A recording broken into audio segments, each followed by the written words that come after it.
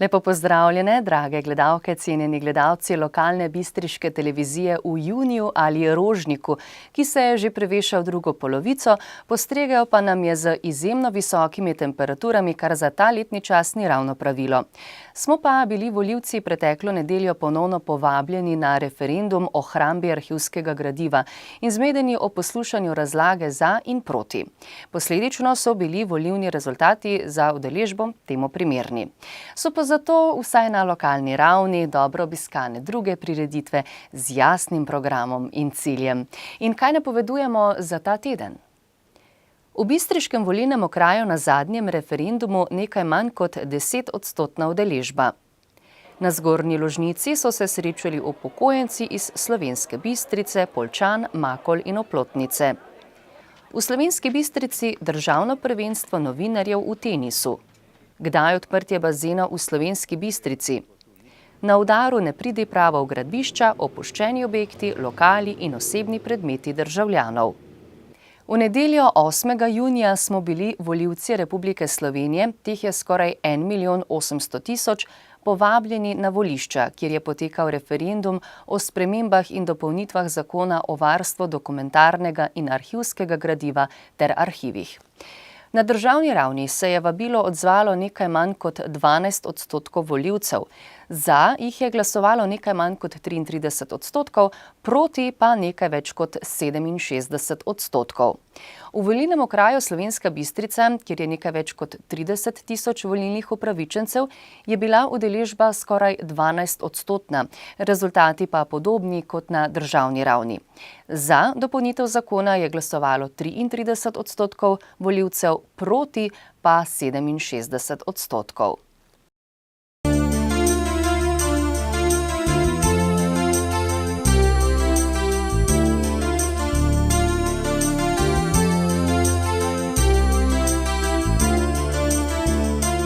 V rubriki Lokalne novice pa objavljamo tokrat nekaj že pravih poletnih utrinkov iz bistriške občine. V soboto 7. junija je Društvo upokojencev Zgornja Lužnica vabilo člane društev upokojencev iz Slovenske Bistrice, Oplotnice, Poljčan in Makol na že 25. medobčinsko srečanje. Lep sobotni dan je privabil počotor številne člane iz posameznih društev, za veselo razpoloženje pa so poskrbeli člani sekcij iz Kulturno-umetniškega društva Alojza Avžnerja. Nastopili so pevci, folklorna skupina, ufarce, godli pa veseli veterani in godci s Podpohorja. Za kopico smeha so poskrbeli tudi domači igralci iz dramske sekcije, ki vedno pričarajo preširno vzdušje. Obtoženi ime in priimek. Priznam. Torej, priznate, da ste kradli? Ne, to pa ne priznam. Priznam pa, da vam ime pa priimek. Lipe Butec. Lipe Butec. Rojeni? Enkrat, da ne po svoje krivde. Poročeni? Dvakrat. Torej, priznate, da ste kradli, ne? Ne, to pa ne priznam. Vendar, mi smo vas dobili sredi noči v trgovini z razbito okno. Zakaj ste stopili skozi okno? Ja, če so vam le vrata zaklijena. Torej, priznate, da ste kradli? Ne, to pa ne priznam. Priznate, da ste ob osebnem pregledu imeli zraven različno lomilsko orodje? Ja, orodja za posilstvo, to pa mi ranka me noben ne obtožuje. Imeli ste čisto na novo odprto pivovsko flašo. Kako nam to lahko povedati? Ja, veste, to sem jaz taki ljubitelj tudi laškega piva. Pa me je po noči ga spalilo in sem mogel iti ga vinu. Torej, priznate, da ste kradli, ne? Ne, to pa ne priznam. Zakaj ste pa ravno ob prihodu organov nasilno odpirali blagajno? Ja, da bi pivo plačal, ne? Po 151. členu sledi kazen 1000 € plus DDV, če poravnate v 8 dneh. Kaj te tebe je, čovjek, kaj te tebe je? Zdaj, jaz eno pivo plača, 1000 €, ha? Kaj te tebe je, da? Kako bojo te kazni plačati, če bi celo pivovarno Laško prav? Gospod, ali vas je presenetilo, gospod? Kaj presenetilo? Sve je presenetilo.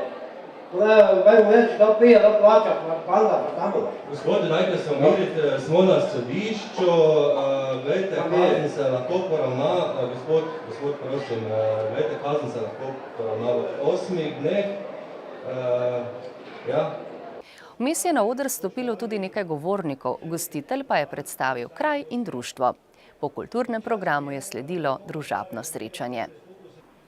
V soboto 7. junija je Slovenska Bistrica znova gostila državno prvenstvo za novinarje v tenisu. V bistriškem športnem parku je nastopilo 23 novinarjev in novinark, med njimi znana imena iz uredništev slovenskih medijev. V konkurenci moških do 40 let je zmagal Peter Pevc iz Šport TV-ja, ki je v finalu premagal Edija Sepa iz Pop TV-ja. Bojan Glavič, novinar Nedeljskega dnevnika, je slavil pri moških do 55 let, v finalu je bil boljši od samostojnega novinarja Mihe Vipotnika. V kategoriji do 65 let je zmagal Dušan Arzenšek iz uredništva Le Monde Diplomatique, v finalu je ugnal Srečka Trgleca iz RTV centra Maribor. V tej kategoriji je domačin, urednik tednika Panorama Bojan Sinič, osvojil 5. mesto. Pri moških starih nad 65 let je bil prvi dolgoletni novinar dela Otto Giacomelli, ki je v finalu premagal Petra Kanclerja iz Večera. V finalu žensk pa je Maja Žiberna, predstavnica RTV Slovenija, ugnala samostojno novinarko Mičo Vipotnik.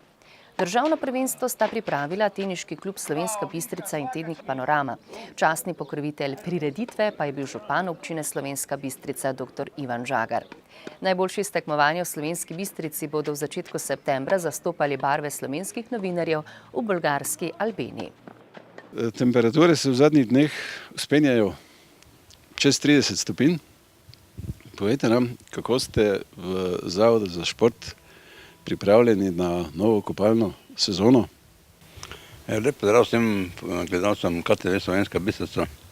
Moram reči, da smo tako kot vsako leto tudi letos pač se pripravljeni na to, da bomo odprli bazen v času od 20. do 30. junija, glede na to, da dokler niso končane šole je obisk nikakav, zato tudi ne, nikdar prej odpiramo.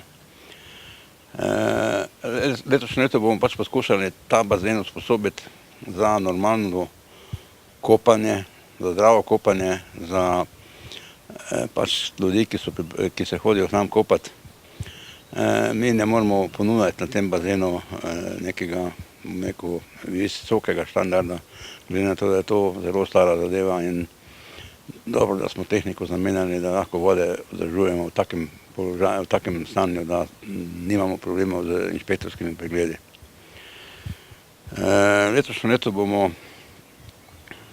pravzaprav izpustili vodo 16. junija, potem celoten bazen dezinficiramo, očistimo, če je potrebno tudi kaj prebarvamo, potem pa začnemo spuščati vodo zopet nazaj, da se mislimo, da bomo 25. junija imeli bazen pripravljen za kopanje in kakšne posebne ponudbe ne moramo, sem že rekel, ne moramo ponuditi, ponudimo pač to, kaj lahko to naredimo.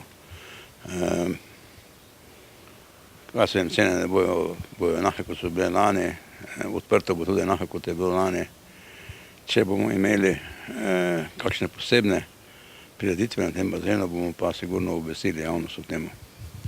Ne glede na to, da kot ste dejali, ne morete zagotavljati nekih posebno visokih standardov, pa vendarle obratovanje letnega kopališča predstavlja verjetno kar znaten finančni zalogaj za zavod.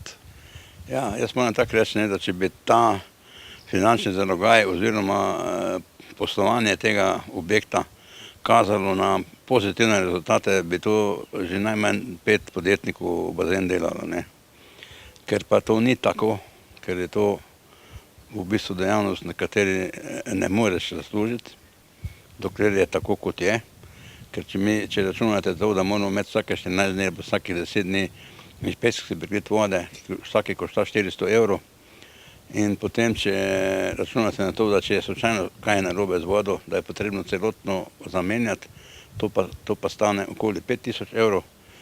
In moram reči, da to ni enostavna zadeva, ne. Če nam je vse normalno, potem to, bom rekel, bazen spravimo čez leto skozi za okoli 25 000 evrov, ne.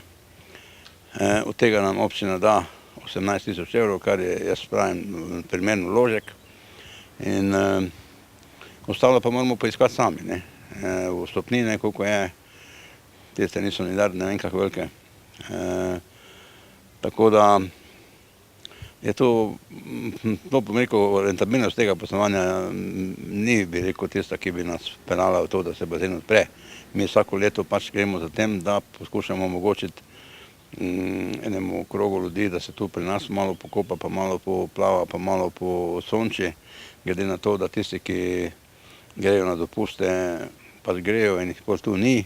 Potem morate računati na to, da je tu 4 ali 5 term okoli nas v razdalji 20 km, ki lahko dosti več ponudijo kot mi, kar se tiče standarda, ne. In tako da potem začnemo pač mi ugotavljati, da tu sem k nam pridejo tisti otroci, bom rekel, dekleta, fante, pač ki si težko privoščijo ene počitnice, ki so bolj drage.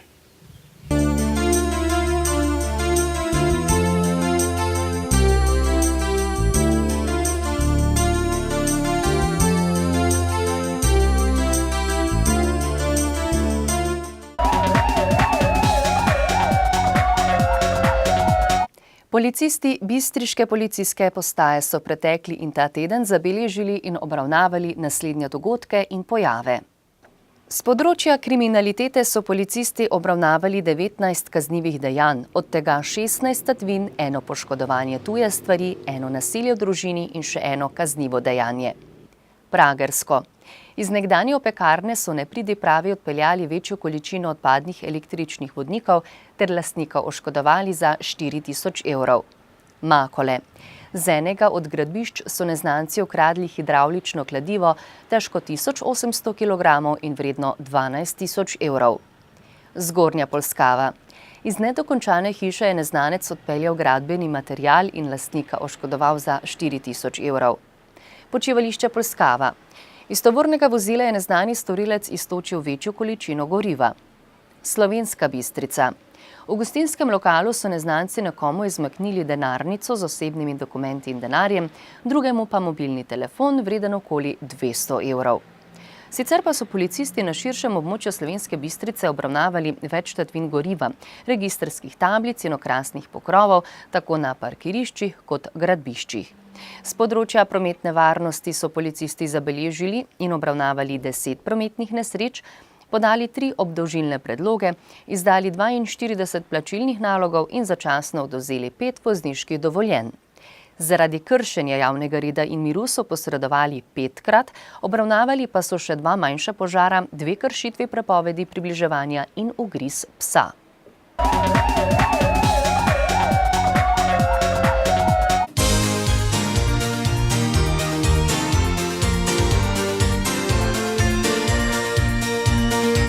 V soboto 21. junija bo v Slovenski Bistrici pravi kolesarski praznik.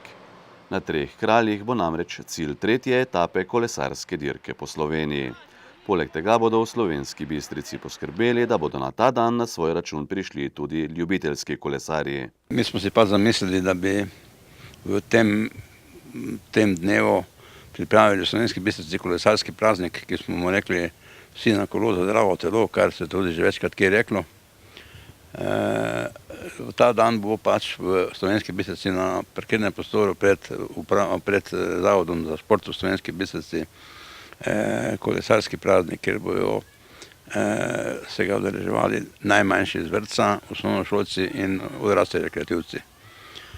Pripravili bomo eno stezo za spretnostne vožnje kolesarjev, poskrbljeno bo za zabavo, poskrbljeno bo za malico, poskrbljeno bo za darila, ki bojo vsi udeleženci jih dobili. Bo pa ob 9. dopoldne se začelo in sicer z kolesarjenjem otrok iz vrtca po stadionu bojo zapeljali s svojimi starši en krog in potem se nadaljuje z rekreacijsko vožnjo osnovnošolcev okoli parka v Slovenski Bistrici. Potem vmes bo seveda tudi razne promocije, govori, župan, organizatorji dirke, Trije kralji, zavod, potem pa bo še v rekreacijski spon kolesarjev na Tri kralje, ki se bo začel ob 13:30 uri z štartom tu na našem parkirnem prostoru, s tem, da je to rekreacijska zadeva, ni tekmovalna, se ne meri času in je treba upoštevati prometne predpise pri vožnji na Tri kralje. Računamo, da okoli 16. ure se bo ta stvar končala, dvakrat medtem bojo kolesarji, ki dirkajo na dirki po Sloveniji, šli mimo nas. Potem pa, ko grejo nazadnje mimo nas, bojo pa šli na Tri kralje, kjer bo pa cilj. Mislim, da bo kar živo, glede na to, da računamo na dosti otrok pa staršev. Mi pa želimo z tem popularizirati kolesarski šport in rekreacijski šport, kar je tudi ena od glavnih nalog zavoda, kakor tudi športne zveze, da se na tej plati dela. Kako potekajo zadnje priprave za 21. kolesarsko dirko po Sloveniji? Vemo, da bo cilj kraljevske etape tukaj na Treh kraljih. Ja, priprave potekajo seveda tako, kot morajo. Gre za velik kolesarski spektakel. Prvič v teh krajih je gorski cilj kolesarske dirke na Slovenije Bistriškem in verjamem, da bomo izpolnili pričakovanja organizatorjev in pripravili dirko tako, kot se za svetovne kolesarje tudi spodobi. Že gospod Štimec je nekako opisal okvirni program dogajanja tukaj pred Zavodom za šport, pa vendarle ta program boste še popestrili s predstavitvijo različnih društev. Ja, res je. Odločili so se, da zraven tega kolesarskega spektakla naredimo tudi kolesarski dan v Slovenski Bistrici in prav pred to staro telovadnico pred Zavodom za šport bodo ves dan potekale razna dogajanja. In med drugim se bodo predstavljali na stojnici tudi turistično-informativni center, vinogradniško društvo Ritoznoj, zeliščarji, čebelarji, sadjarji in morda še kdo se bo našlo še kar tako, da bo pestro in seveda predvsem je pomembno to, da želimo, da pride čim več malčkov iz vrtcev, iz osnovnih šol, z gimnazije, skupaj z starši, da prekolesarimo del proge, na kateri bodo svetovni asi kasneje tudi dirkali in verjamem, da bo to naredilo poseben tist na kolesarje in pa predvsem na naše malčke. Omenili ste vrhunske kolesarje, vrhunec prireditve bo vsekakor pri vas na Treh kraljih. Ja, res je, na Treh kraljih je cilj tretje tako imenovane kraljeve etape, v kateri se običajno že ve zmagovalec dirke po Sloveniji in tudi letošnje leto bo tako, prihaja 22 najboljših ekip, med drugim 4 svetovno znane ekipe, z vsemi najboljšimi slovenskimi kolesarji in pa 18 evropskih profesionalnih ekip, tako da bo preko 130 kolesarjev in verjamem, da bo to pravi spektakel, zato že sedaj vabim tudi tiste, ki ne kolesarijo, da se nam pridružijo, da v progi spremljajo, da aplauzirajo, da pomagajo kolesarjem, kajti v Slovenski Bistrici bodo kar 3-krat, prvič ob 14. uri, kjer iz Poljčan zavijajo proti Molu za Oplotnico, drugič nekje približno ob 15. uri in pa tretjič ob 16. uri, ko bodo šli tukaj za nami po Partizanski cesti proti Trem kraljem, pa enkrat čez Čestinje in Redkovec nazaj pa zopet na gorski cilj na Tri kralje, kjer bodo približno na cilju tam okoli 16-20 ure. Samo še tole vprašanje, ali osebno pričakujete slovensko zmagoslavje? Ja, želel bi si, samo konkurenca je izjemna, tako da se ne ve, kdo bo zmagal, so pa slovenski kolesarji sedaj v samem svetovnem vrhu in verjamem, da bo nekdo od Slovencev odnesel lovoriko 21. dirke po Sloveniji. Ja, spoštovane gledalke in gledalci, torej še nekaj ur nas loči do začetka svetovnega prvenstva v nogometu. Torej, prvenstvo bo v Braziliji in uvodno tekmo bo igrala Brazilija in to proti Hrvaški. Vsekakor pa smo na svetovnih prvenstvih dvakrat bili tudi Slovenci. Leta 2002, ko so nastopili na Japonskem in Južni Koreji. Leta 2010 pa je slovenska reprezentanca nastopila na svetovnem prvenstvu v Južni Afriki. Vsekakor pa se Bistričani radi spominjamo tistega prvega svetovnega prvenstva leta 2002, ko je na svetovnem prvenstvu nastopil tudi Bistričan Mladen Dabanović. Mladen, torej, da si udeleženec svetovnega prvenstva je največ, kar se lahko nogometašu sploh zgodi. To je najlepša zgodba, da lahko nastopiš na tej smotri svetovnega nogometa.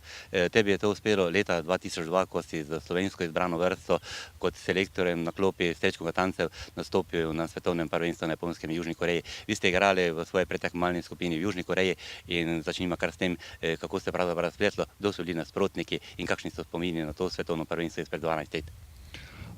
Ja, to je bilo davnega leta 2002, tako da spomini so že sigurno malo zbledeli, tudi občutki, kak je biti udeležen svetovnega prvenstva, bom rekel, da niso ravno najbolj sveži.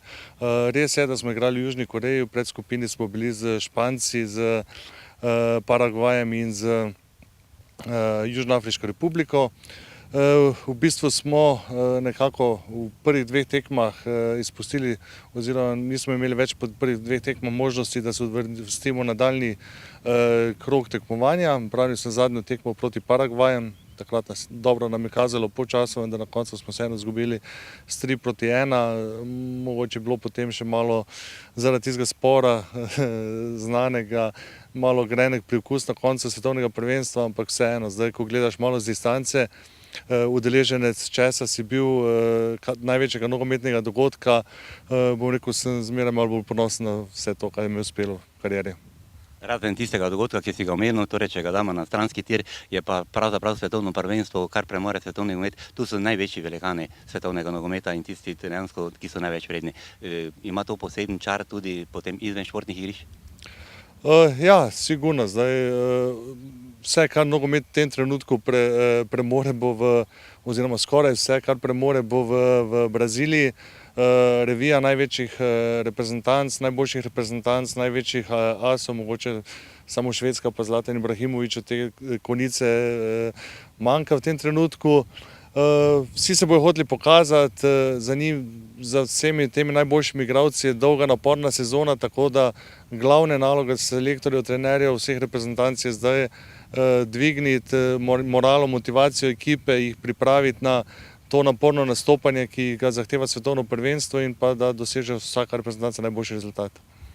Slovenija je prvič nastopila torej leta 2002, takrat, ko si bil ti zraven, potem pa tudi drugič nastop na svetovnem prvenstvu leta 2010, takrat je na selektorskem stolu sedel Matjaž Kek, še beseda dve torej o tistih naslednikih vaše zlate generacije. Ja, sigurno, mi smo, bom rekel, če smo imeli malo manj izkušenj, je ta naša naslednja generacija, ki si je uspela se uvrstiti na svetovno prvenstvo, imela le en kanček več znanja, sreče oziroma izkušenj, tudi celotna nogometna zveza, cel stroj, ki gre zraven vsake reprezentance, je bolje deloval in zelo blizu tega, da se uvrstijo v nadaljnji krog tekmovanja. Žal je bilo takrat malo športne smole oziroma tiste zadnje minute so se malo čudno odvijale, tako da jim to žal ni uspelo. Ampak jaz verjamem, da v prihodnosti še bodo prišle generacije, ki se bodo uvrščale na evropska in svetovna prvenstva in enkrat nam bo uspel ta preboj drugi krog tekmovanja.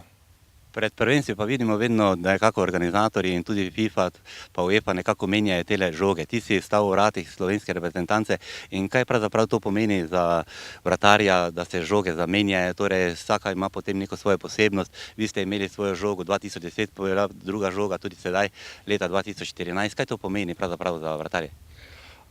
Ja, zdaj nekih, mislim, da tam okoli 2001, 2002, 2003 se je pojavila revolucija s temi nekoliko lažjimi, kot pravijo, bolj živimi žogami, ki so v začetku kar povzročale nekaj težav vratarjem. Zdaj z leti, bo rekel, žoga se spreminja, ampak ni več tako dramatičnih sprememb, da bi rekli zdaj, da vpliva na sam potek igre, da golmanom povzroča ne vem kakšne težave.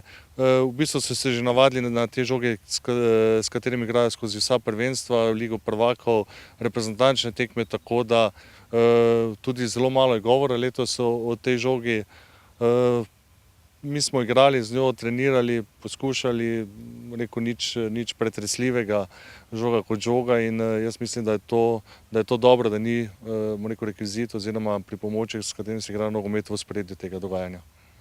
Trenutno pa v spredju vsekakor tista začetna uvodna tekma Brazilija, Hrvaška, torej naši južni sosedje imajo to čas, da bodo odprli to prvenstvo in prav z Brazilci, ki so po napovedi vseh tudi največji favoriti. Kaj torej pomeni igrati tisto uvodno tekmo na svetovnem prvenstvu?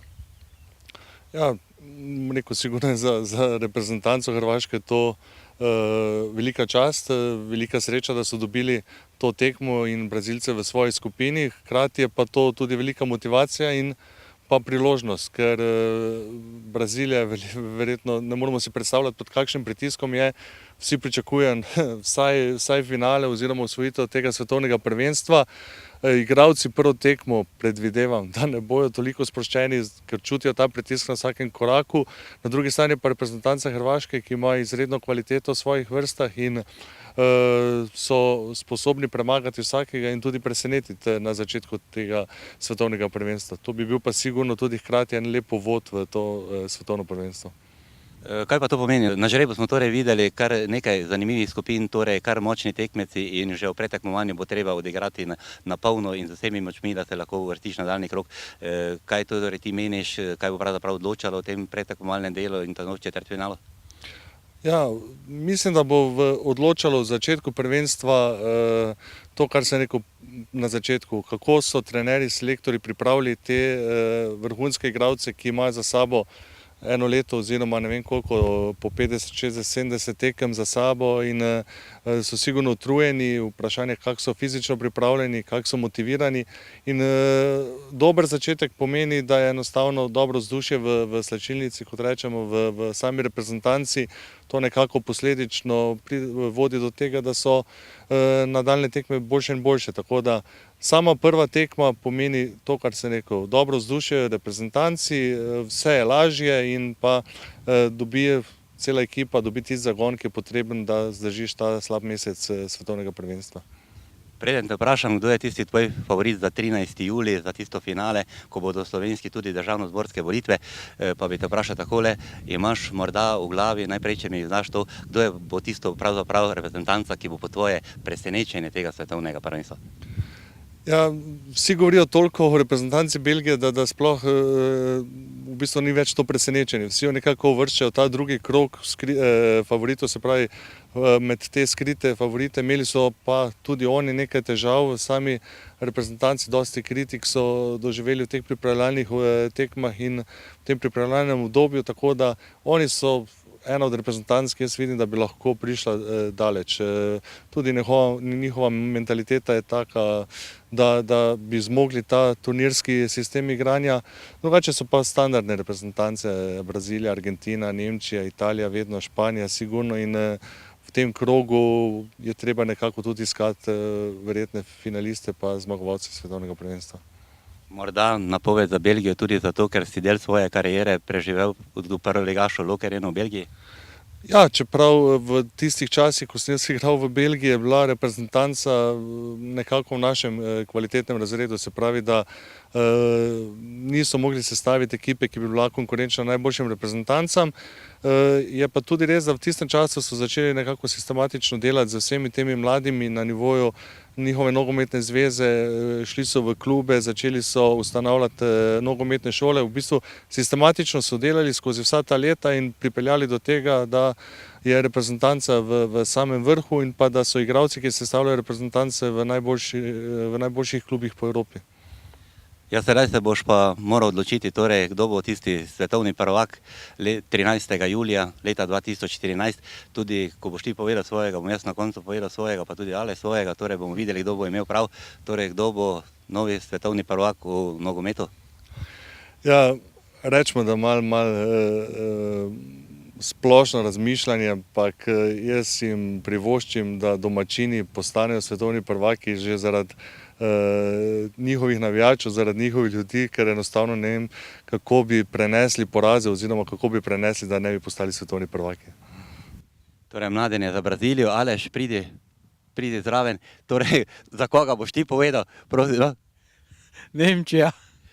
Torej, Brazilija, Nemčija, jaz bom pa kar takole rekel, novi svetovni prvaki bodo Italijani.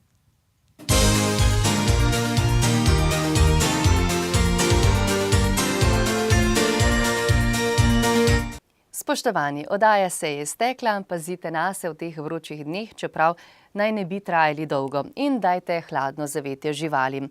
V prometu pa previdno, se nesreča nikoli ne počiva, telefoniranje med vožnjo pa raje zamenjajte za budnost za volanom. Pa srečno, kjerkoli že boste.